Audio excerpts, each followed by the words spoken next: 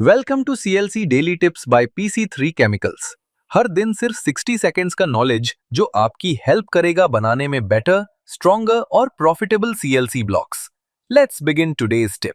Day 24, cost calculation. आज का CLC tip, अपने ब्लॉक का एक्चुअल कॉस्ट जानना बहुत जरूरी है।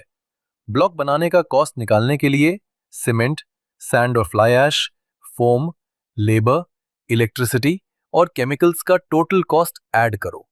फिर उससे टोटल ब्लॉक्स के नंबर से डिवाइड करो। जब तुम्हें अपना पर ब्लॉक कॉस्ट पता होगा तो तुम अपना सेलिंग प्राइस सही तरीके से फिक्स कर सकते हो और प्रॉफिट मैक्सिमाइज कर सकते हो। Smart calculation is equal to smart profit. तो दोस्तों, आज का CLC टिप बस इतना ही। और याद रखिए, नॉलेज शेयर करने से ही बढ़ता है।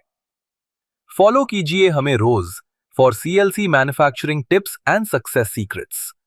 PC3 chemicals, better knowledge, better blocks, better business.